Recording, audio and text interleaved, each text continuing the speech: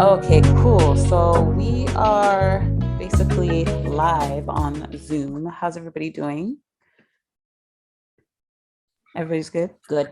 Yes, very I'm good. good. I'm good. I'm good. Thank you, Queen, for having me. Yeah, I'm so glad that you guys are able to join. So right now I am with one half of the Lewis Girls founder, Althea. You want to say hi? Hello. And then my other sister, now the other half of Lewis Girl, she's going to be showing up soon. Actually, she's here right now. So there's the three of us here, and so basically six of us. And then I guess whoever else joins in later on in the panel, they can just log in and jump in wherever they want to, wherever they feel comfortable. Yeah. So before we begin, Renal, you want to say hi? Hi. This is the other half of the Lewis Girls, founder right here.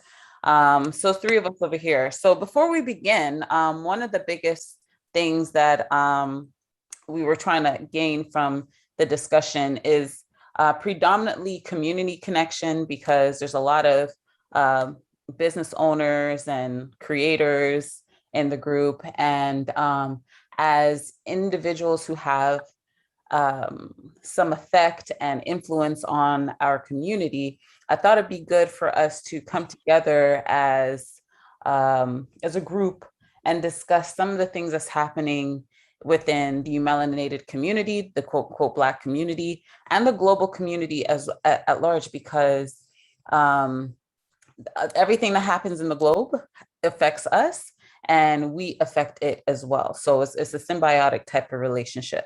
So I think I see somebody else logging in. I'm not too sure who it is. I don't see a name, but it's okay. But I do see Nancee. I do see, I do see two recordings of you here. Oh, it's Jess. Hold on. Let's see. My phone. Yes, I'm here. Jess is here. Oh, hey, Jess, you're the iPhone. Okay, we'll call you iPhone. So I'll just repeat everything again. So, Jess, what is your nationality? What's your background? I'm Puerto Rican. I was born in New York, but I like to say I'm Puerto Rican. Okay. Would you consider yourself a white Hispanic, biracial Hispanic? What do you classify yourself as? I wanted to ask you real quick. Biracial, Hispanic. Okay. So like I was saying before, was that the topics that we're going to go through is obviously predominantly topics that impact the Black community, you melanated community, you're a person of color, but we're also discussing things about the world, things that affect us as well, because we all affect each other, right? And so Yes. the first thing that really sparked my interest is something that happened a few weeks ago. And I basically asked Reggie if he'd be cool if I were to put a panel together, if he'd be cool about talking on that panel. And he said, yeah, that's cool, that's fine. And so what really started the engine and revved the engine was that recent event that happened with what's his name? Zach Stacy. But before we even get into that, what I want to do is have everybody introduce themselves real quickly, what they do. And so once we put this up on YouTube, we'll link all of your information in the bio so that people who might be interested in getting to know you more, they can find you on social media and talk more with you. So we will start with Reggie, and then we'll end off last, me and my sisters. And so we'll start with you, Reggie. No disrespect, Queen, but ladies first, queens first. So I'll let you guys go first. That's okay. Nice of you. Yeah. All right. So iPhone. Jessica, iPhone, you can start. Hello, my name is Jessica, and I'm a mom of 4 kids, 4 boys. Originally, I was born in New York. I live in Jersey as of now. I am a wellness coach from Herbalife. Usually, I like to inspire women, especially with my history. I like to inspire women to love themselves more and put themselves more and know their worth. Some of us haven't been taught that. Unlike me, I wasn't taught that. So I had to learn it the hard way. So being a wellness coach, I'm coming across a lot of females that I'm inspiring and also helping to bring the light in their own lives to know their own worth. So that is what I'm currently doing right now. And I'm hoping to pursue more in the future. But once you get around with good people and the right people, then you can further up your success that way. So it's a learning process. It's all journey, but it's definitely a ride. I don't know what else much to say. I mean, how do is it okay to like really put yourself out there? I mean, well, yeah, what you said. I'm an open book. I'm very expressive. I'm an open book, so I don't want to offend no one if I'm very open. I was in a domestic violence for 20 years with the father of my kids. He's the father of all the kids. I am currently free, separated from him for 4 years. So for the first time, I am 39 years old and I'm taking ownership in my life. It feels great. It sucks that, you know, I had to learn the hard way, but I was abused by my mother and I was abused by my grandmother. So I was never taught love. I was never taught my worth. I was never taught anything. I had to learn everything and anything that I went through, I had to learn on my own. So that's about it. That's all I can say for myself. That's perfect, actually. What I'm gonna definitely do is I'm gonna definitely have everybody decide whether they want to share. And I'm happy that you were able to share because that we connected because of a post that I had up a few months back. But I'll come back to you about your story. But I appreciate you being brave enough to share. To open up. Definitely. Yeah. So Nancee, we'll have you go next. Hi, greetings, everyone. And the last female that spoke, what was her name again? I didn't see. I just see iPhone. Jess. Yes. You I can just call want her to say iPhone. congratulations, Jess. That's all. I just want to say congratulations, and glad to have you here with us after you, like you said, you're free, and I'm happy to hear it. My name is Nancee Alcindor. I call myself a first generation American because my parents are from the islands. My mom's from Dominican Republic. My father's from Haiti. I grew up in Miami, Florida. I currently reside in Georgia. I am a full-time employee. I don't work for myself. I take care of my mom, and I'm a single mom of 3 girls.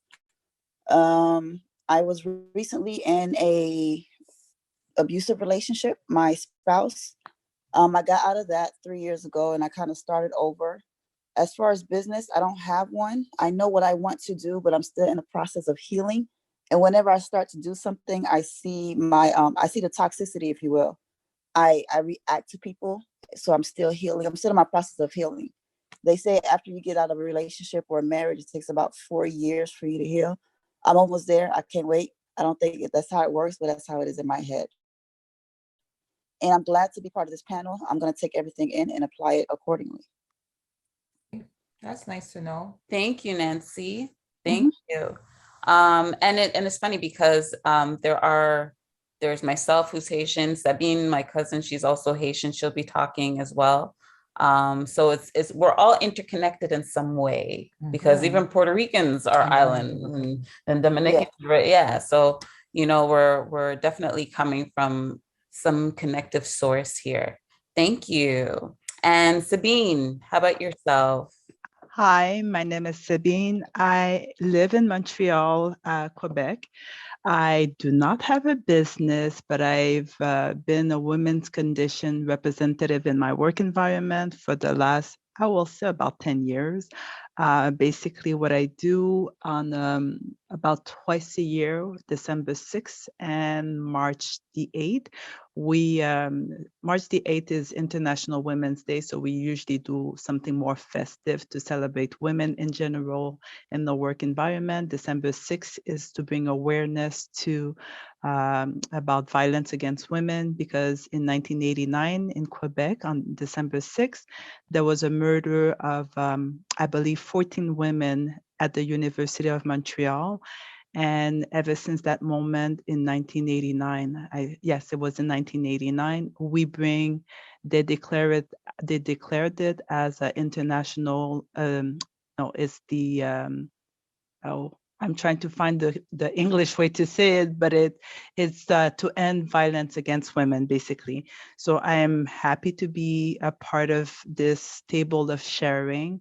Basically, it kind of follows through of my mission of bringing awareness to different type of environment and just to discuss the subject, because it's something important to discuss and also find solution in improving what's next for the next generation and for us too. Thank you, cuz. I appreciate Bravo. that. Yes, yes, yes. And then also, Reggie, we will go to you next because I'm using the free Zoom, so don't laugh at me. I'm using the free Zoom, so they only give us about 40 minutes. So in case we use up the 40 minutes, if you guys want to chat more, we can always send out another link and complete it properly and just attach it onto this video. But it'll be great for us to extract as much information as we can within this discussion, but we're definitely going to be continuing the discussion again. So just giving you a heads up if I seem like I'm like, all right, we're going to jump into this topic real quick. Don't worry, I'm not rushing or anything. Okay, so Reggie, your turn. Yes, ma'am. First off, thank you guys for the opportunity. I really appreciate it to be here on this panel. Much love and respect to everybody. I run an online TV network. It is called the RH Televisions Network, to where I promote melanated and African-owned businesses during the commercial breaks of a TV show where I portray four identical brothers who try to use their talents of being a comedian, radio show host, a well-known entertainer, and a superhuman to try to make the world a better place. Aside from that, I do entertainment and music and public speaking here and there. What I try to present is the inhumane behavior that is basically spreading the toxicity or the toxins around this world. And I feel like us as a human race, we have all the tools to abolish it, but we must stand against all forms of evil and let it be known that there are a lot of things in this world that we can't have. And I feel like this is a great opportunity for us to speak on that, primarily in the particular category of women abuse, which I am not a fan of any woman being mistreated in any way, shape, form, or fashion, let alone anyone for that matter. So that's why I'm here today. And again, I appreciate the opportunity. And yeah, that's about it. Bravo. Thank you, Reggie. Thank Nice you. to know. My sisters left to clap. If you guys haven't noticed yet, they left to clap. So you guys will be getting a lot of round of applauses. I'll let my sisters introduce themselves. Renelle, you can start. You can introduce yourself. So my name is Renelle. I'm nervous, guys. Sorry, I don't really speak on live like this, but my name is Renelle. I'm born and live in Toronto. Me and my sister have a YouTube channel called Lewis Girls. I volunteer at a nail salon, and I went to school for office administration legal in 2020, but COVID came around, so and yeah, I don't really have too much to say. Yeah, I didn't really prep her. Yeah, you Yeah, didn't really prep. But that's okay. You did good. You did good. Okay, so I'm the other half of Lewis Girls. My name is Althea. I was born in Montreal, but I grew up in Toronto. I've been living here since I was like 2 years old. So yeah, we have a YouTube channel called Lewis Girls, where we talk about like different topics. So we talk about like gun violence and other topics that go around, like happen in the world. We also do like challenges and we vlog and stuff like that. What else can I say? And I work from home, and yeah. And basically this video is going to be a part of the extension of the videos that they do on the Lewis On the Girls channel. yeah. And then I'm the third sister. You guys know me from Instagram, musician, do a whole bunch of different kind of contents. So I'm not going to stay too long on me, but I want to jump right into the discussion because we have about 20 minutes or so, and I think we can get a lot out of the discussion. So starting with you, Jess, I know that you've left some really, really powerful comments on the page when it came to domestic violence, and I replied Althea, to one of them. yeah, my sister here, Althea, replied to one of them. And based on your experiences, what did you learn in terms of the situation that you think you could share for someone who's listening, or who might, right, who, God forbid, nobody would want to see anybody in that kind of situation, but we don't know what could happen in life, right? So what did you extract from that situation that you would want to share with someone else?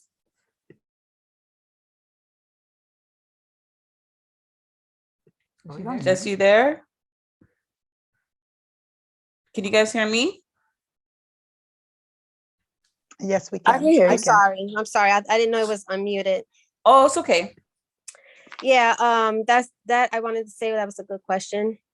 Normally when I come across people that I notice that are in a similar situation that I've once experienced, I try to, open up by telling them my experience, and I just tell them that, I try to give them this advice to try to wake them up, because I wish somebody would have when I was going through it, because it would have had me in my thoughts, you only live once, you live once. So is it worth it what you're going through?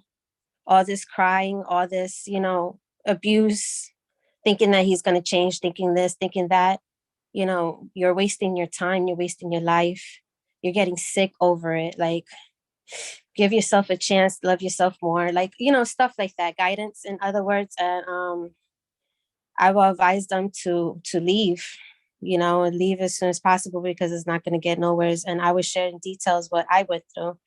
It was really graphic when I seen them videos on Instagram, and that kind of reminded me and brought me back. And I'm like, wow, I can't believe that was once me. I can't believe that there's actually people that are actually going through that, but they're in denial and they don't admit it. They're afraid to speak on it. And I always tell girls, do not be afraid, do not be embarrassed, because you're not alone.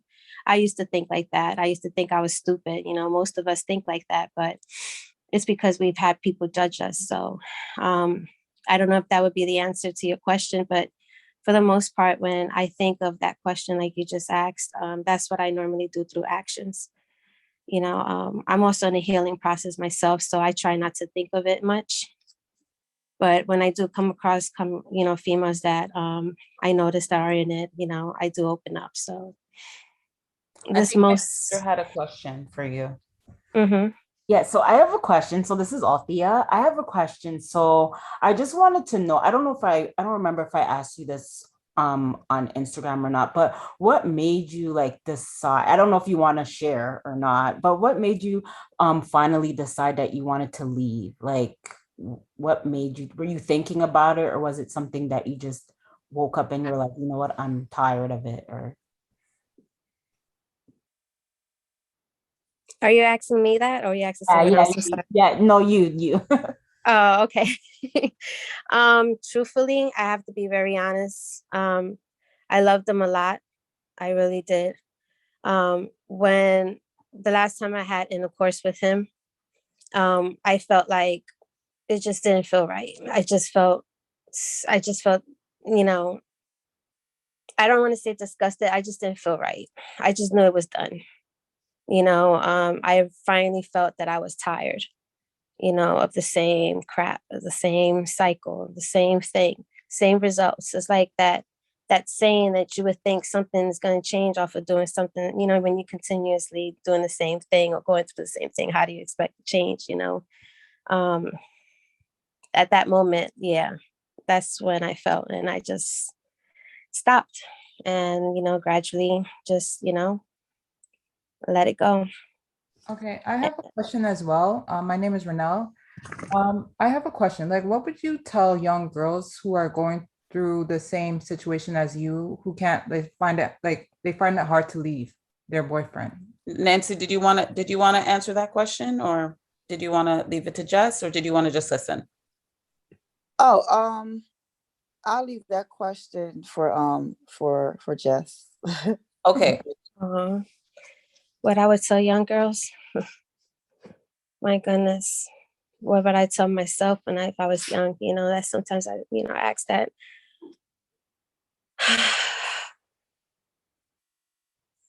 it's not easy to advise them when they're so in love, because I know that, you know, I was young myself, and no matter what a person would tell me, it always went over my head because of how I felt for the guy. So, you know, I would try to like work with the girl on her self-worth, you know, ask her, you know, would it be worth it to love this person and have to like, you know, be a certain way for him, or you know, or never, you know, just whatever situation that they're going through, is it worth it? You know, you're young, you're beautiful. It's the same thing that, you know, I would tell myself, you're successful, you got potential, you know, like it's not worth it. You know, it's good to have boys as friends, but you know, in a relationship like that, to the point where you're losing yourself, or, you know, you're not going in the right route, or you're accepting emotional abuse, or, you know, mental abuse where it leads to physical abuse, because believe me and shit, that does happen. Can't be in denial. Um, I will open up their eyes, like, you know, as much as I can. I mean, now all these girls know how to just look pretty. So, you know, they need as much advice that we can give them out there with the truthful experience that we went through, because a lot of adults in my life weren't truthful. So I live by truth. I love truth. I seek truth. And I try to give as much truthful advice as I can without offending no one, you know, or even making them feel like I'm judging them. Yes, I appreciate that. And I think Nancee, you have your hand up. Yeah, I wanted to chime in after Jess was done. As far as what I would say to younger girls, I have 3 girls. My oldest just turned 18 and she's in college. What I have told her in the past, unfortunately, when I was in the military, that's where I met my spouse. And I've been in abusive relations before, as far as verbal, you know, guys playing games, or you know, just minor stuff. But when I said that I never thought that the person I chose to, you know, go there with would be the one to inflict the pain. So unfortunately, while my daughter was growing up, she saw that abuse. She saw the physical, the mental, you name it. She saw everything. So when I left that relationship, I don't try to tell her. I tell she knows what abuse looks like. So I tell her, if you cannot be honest with yourself to express yourself, you are not ready to be in a relationship. If you accept any type of abuse, whether it be verbal or verbal, mental, is going to escalate. Their siblings, but I think I posted that on your post. If you stick around, no, I promise you, if you stick around, if he hits you one time and you don't say anything, you accept it, it will continue and it will gradually increase. So you have to be your first advocate. If your partner does anything that you don't like, you express it, and then you pay attention to what that person does or how that person reacts, and then you go from there. You do not accept anything from anyone that you wouldn't accept from yourself. So that's what I do tell my daughter, because she's found herself in a relationship where this person did something to her. He said something, but she never expressed it. 3 months down the line, 4 months down the line, is still playing in her head. And her grandma and I had to have a sit down with her. Look, if this person did you wrong and you didn't voice it, that was your mistake, but you can always rectify it. You can voice that mistake now and you can try to clear it up, or you can voice that mistake and walk away. You have a choice. You always have a choice. So if I were to say anything to any young girl or my young self, that would be it. But unfortunately, like Jess said, most girls nowadays, they fell for the, oh, I have to look cute. It's all about the hair and the clothes. And it's like upstairs is not awake. For some reason, it's they're there physically, but mentally they checked out. It's all about beauty and the hair and the nails, and I don't want my girls to fall into that trap. So that's what I would say. Thank you. That was a great response, excellent response, and it connects very well with what Jess was saying as well.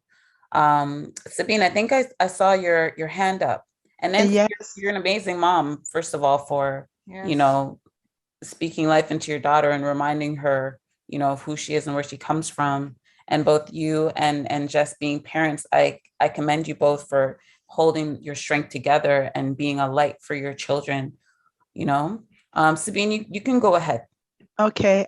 What I was going to say, although I have not lived in a domestic violent relationship, but one of the things that I've learned, having seen it with my own eyes, like either, as I was telling you the last few days ago, I've seen it people when I was younger, older women from the older generation that would still stay with their husband despite the fact that they were in a domestically violent relationship, is in order for you or anyone to help is be supportive of the person.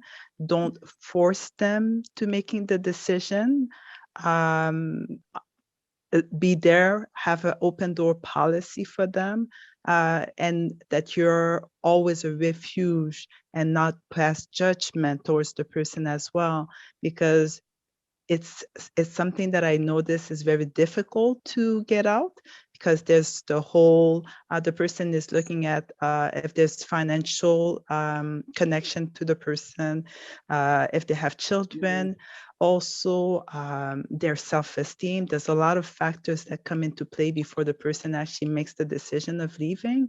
So as a friend or as someone who is close to someone who's going through that, my way of seeing it is being supportive to the person, listening to them, and not pass judgment.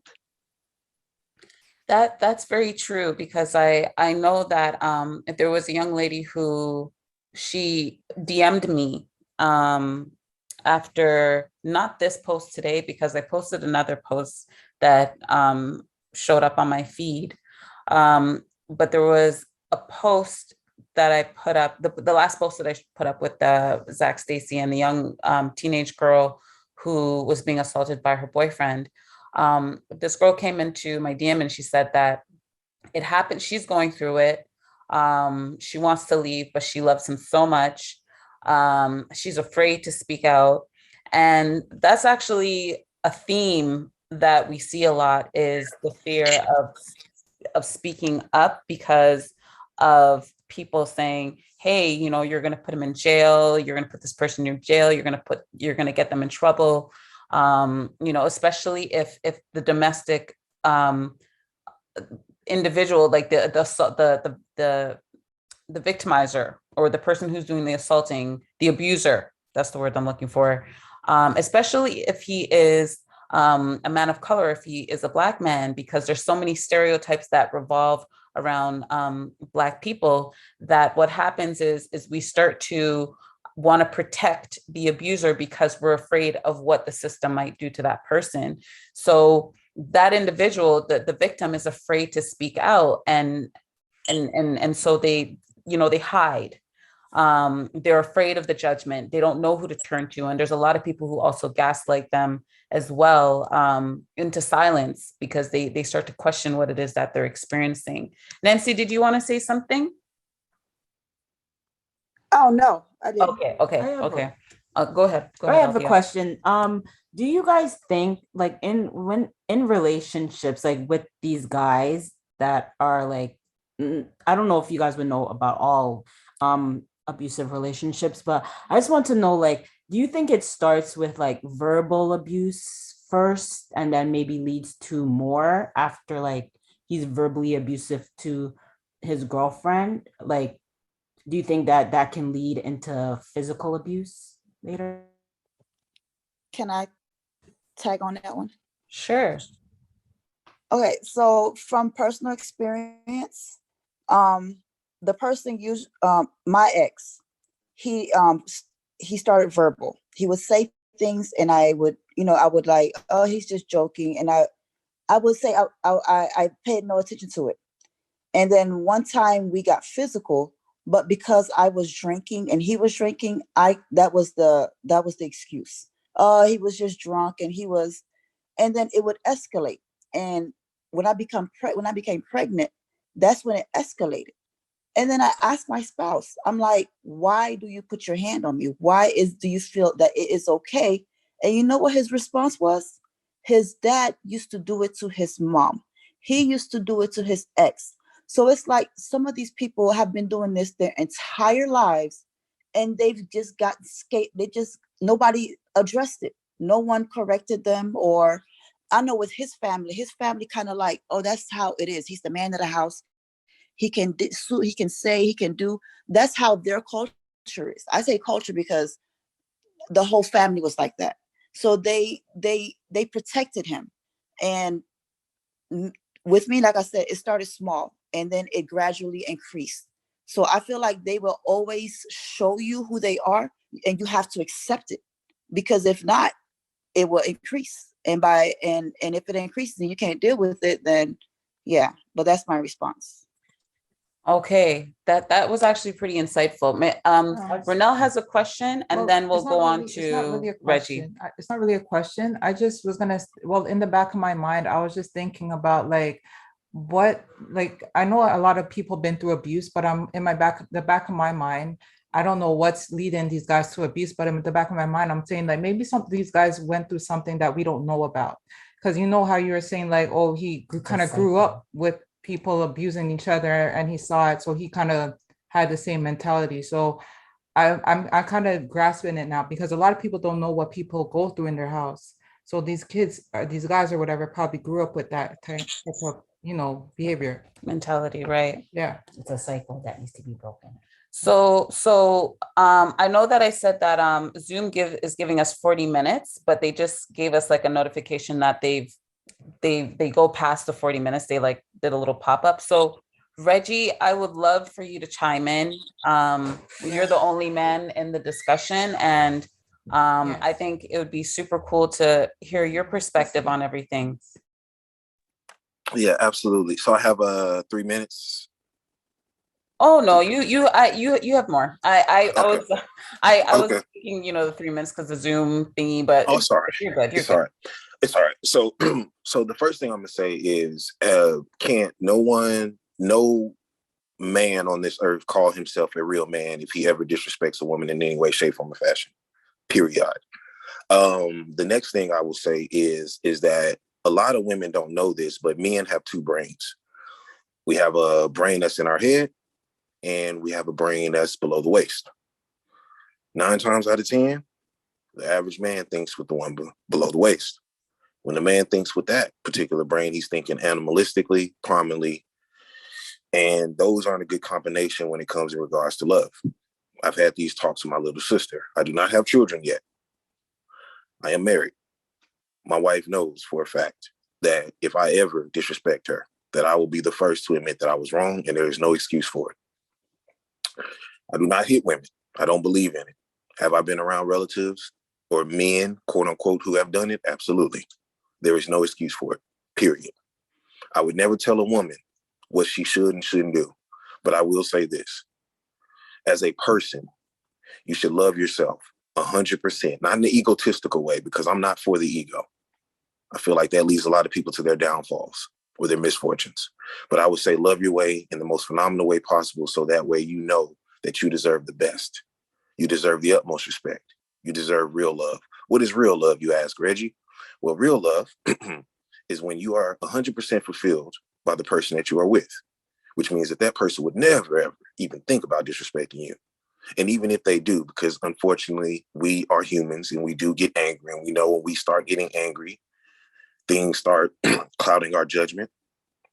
Negative thoughts come about and they cloud our judgment. And that sometimes leads us to say things that we shouldn't say.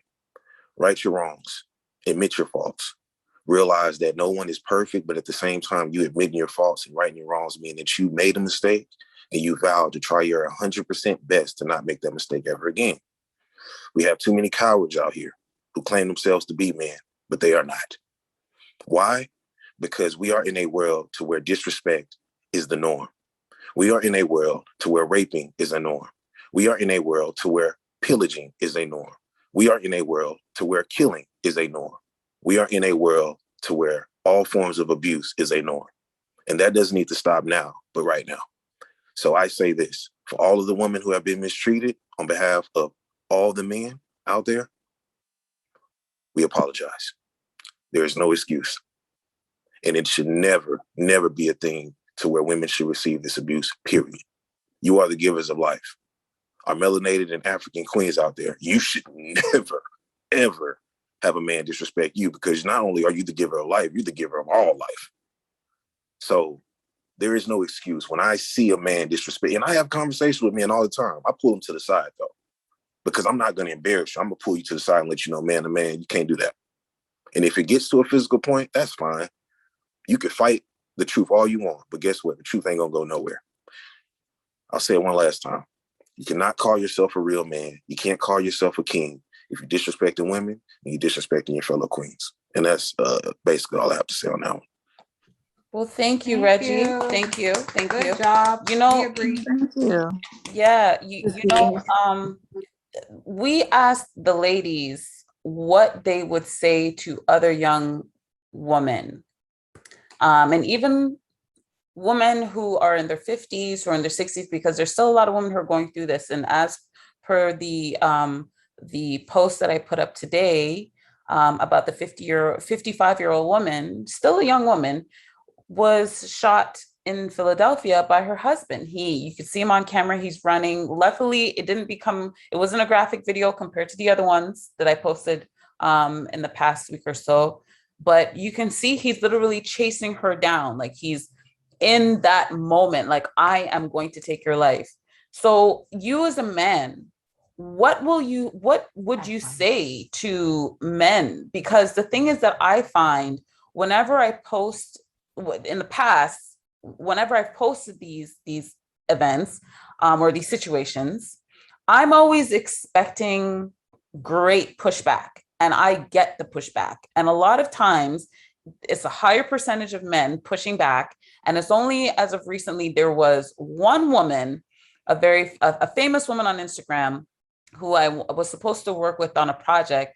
She literally came on to the post right under the comment section, where it was interesting because she could have just DM'd me, but she went right underneath the post and said, I don't like you posting up, videos of Black women getting abused by Black men, is sending the wrong message. She said that I'm unfollowing your page.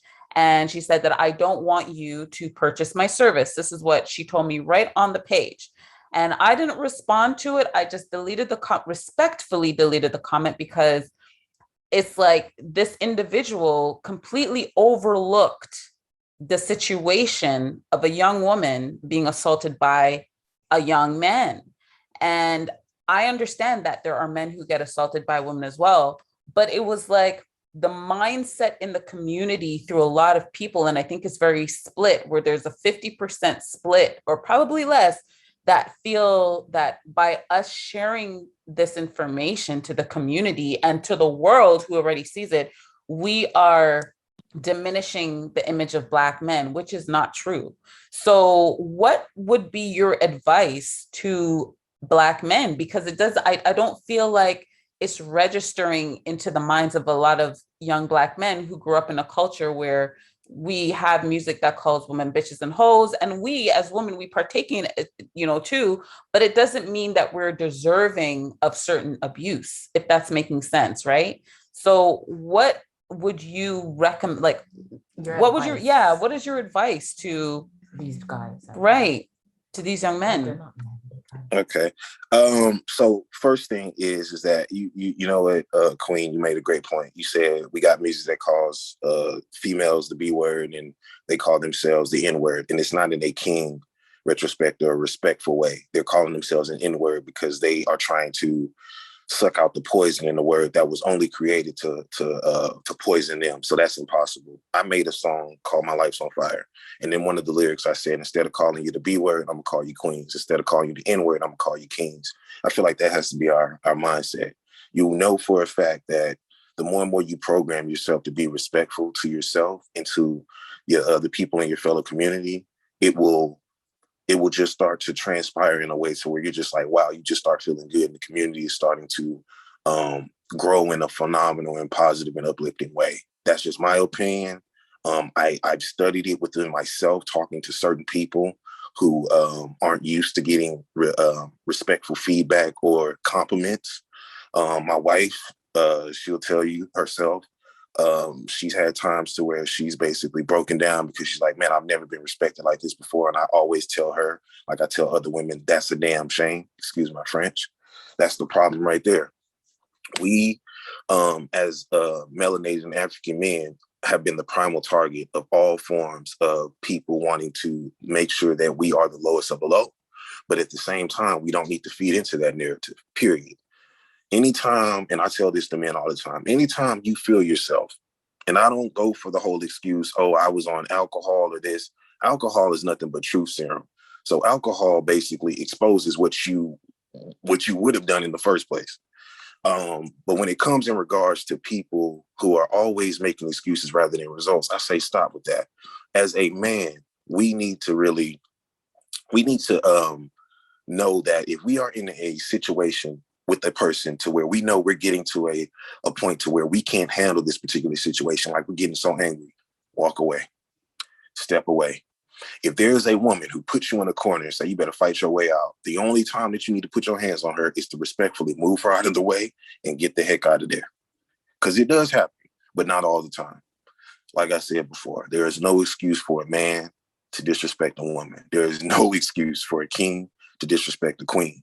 And I know there'll be some men out here who hear this and be like, Reggie, hold up, man. What about women who be abusing us? And I say, I would never tell a man to stay in a relationship to where he's constantly being abused.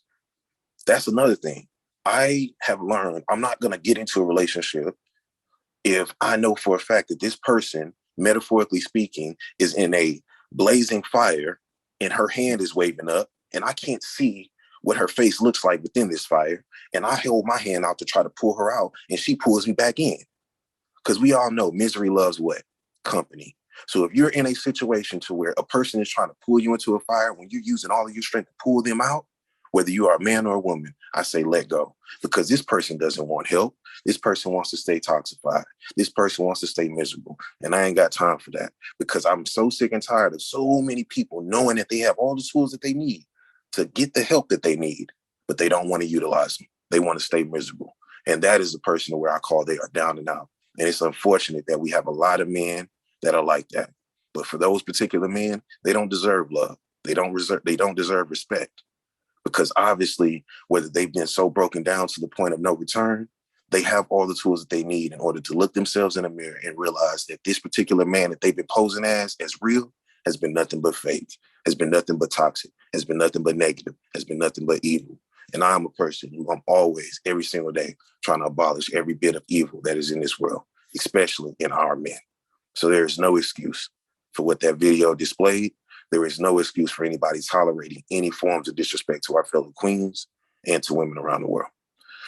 Hope that answered your question, Queen. If it didn't, I apologize. Bless. Yes. Oh, that was amazing. That was Yes, amazing. yes. Amazing. And God bless you. I saw the round of applause from Sabine. Yeah, that was amazing. And you know the thing is, oh, sorry, Renal, go ahead. So I have a question as well, to Reggie again, is I don't know if you said you have kids or if you don't have kids, but I was wondering, like, if you don't have kids and if you had a daughter, let's just get to the point. If you had a daughter and she was in the same type of abusive relationship, what is the advice that you would tell your daughter to like kind of like leave kind of thing? Oh, sweetheart. First of all, I have a sister. And if my sister ever, if a man ever puts his hands on her, there ain't gonna be I'm gonna handle the situation. As a man, we have to realize, and I think this is another thing too, we have a lot of men out here who think that being a man is just being a provider, giving a woman some loving, and that's it. No, you have to be a protector. You have to be a provider. And you also have to be for your woman emotionally, spiritually, physically, in every way possible.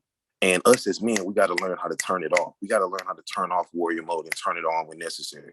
Because if we keep warrior mode on, we end up fighting the people who love us the most. I call it the bullying method, which I hate to say this, the average human being on this earth has been bullified. But that's another topic for another day. But when it comes in regards to if I have a daughter, oh, no, there's not going to, if she comes home and she lets me know that a man, a male put his hands on her, it ain't going to be no talking. If it's a female, I'll let my wife handle that. But as a man, you can't call yourself a man and put your hands on a woman and then think that you're going to get away with it. I don't think so. Not while I'm around, no. So that's how I would handle it. And I would let my daughter know that there is no reason why you should ever date a person who abuses you in any way, shape, form, or fashion, period. Because I would never allow that to happen, and neither should you. That's what I would do. And we appreciate that response. That was a perfect response, actually. You know, and because this conversation is going to continue again. Althea had something to say, and I wanted to connect the video that I'm about to play with Jess. Okay, go ahead, Althea. Oh no, it's not a question or anything, but I just wanted to say that I wish like a lot of men, especially in the Black community and in other communities as well, because it's happening not only in our community but other communities. But I just wish that a lot more men, like young men, would sit down with like the other young men in our community and talk with them and have conversations with them, because I think a lot of these kids, they're not there's nobody talking to them. And I feel like if people, like if we were to sit down with them and have conversations and stuff like that with them, then, you know, it would do a whole turnaround, a whole Black men 360. and Black women. Yeah, Black Right. women too. Right. Sabine, you have your hand up. Yes, I wanted to say something pertaining to that. It's hard to have a discussion when let's say it's hard to learn something from someone who doesn't know about it. What I mean by that is, if let's say the upbringing is an upbringing of domestic violence, and that's all they know, it's difficult for them to be able to teach the child to do something differently. I don't know if you understand what I mean.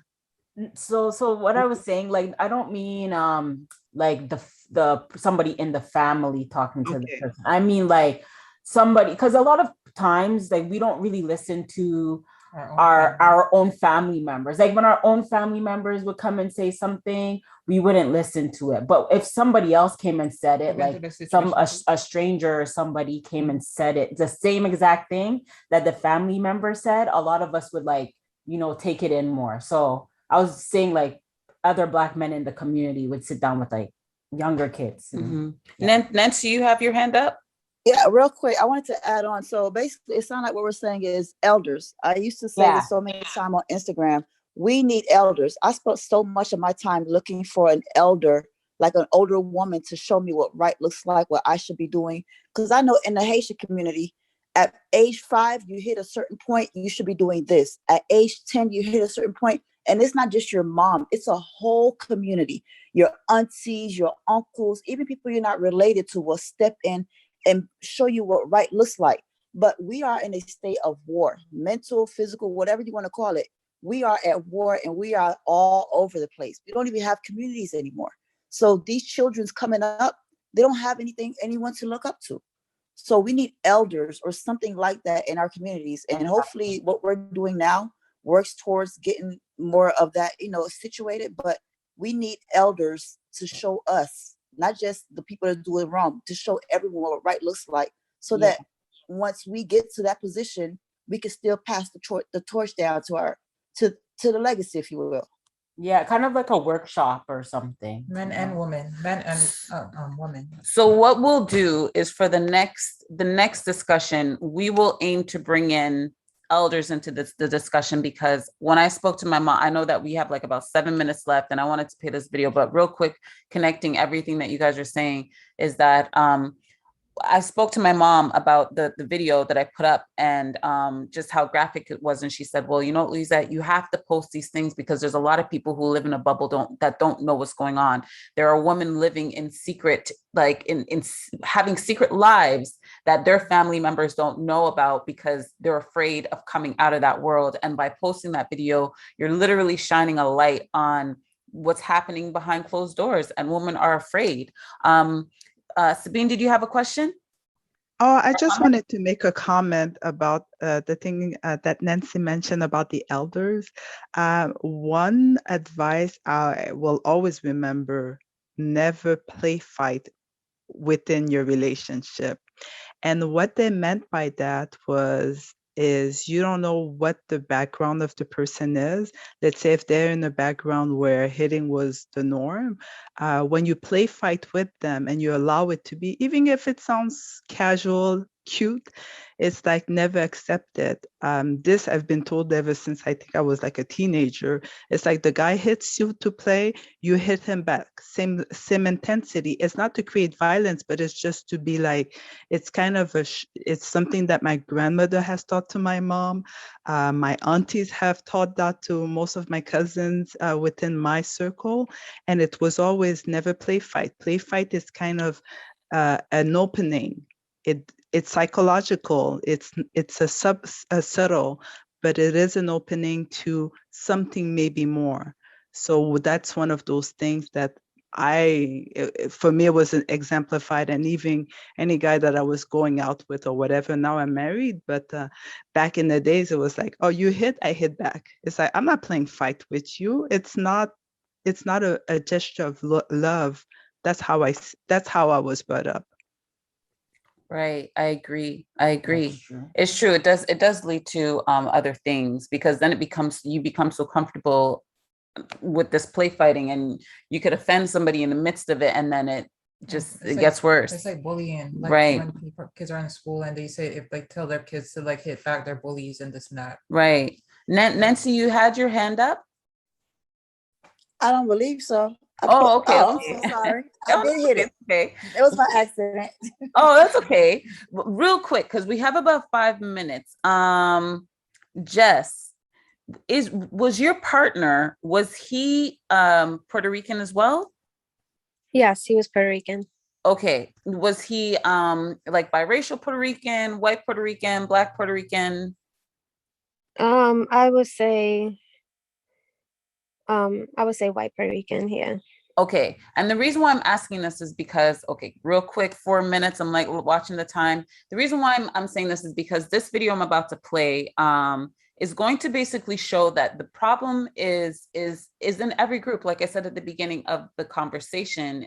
And I know that within the Black community, it's like we always have to put up a disclaimer. We're not attacking Black men, we're attacking the problem. And so I'm gonna just share my screen with you guys, and I'm gonna play this real quick video that my cousin Sabine sent me just a second ago before we came on the chat. Can you guys all see the video? Yes. Yes, we can see it.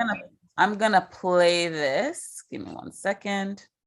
Today is the International Day for the Elimination of Violence. Can you hear that?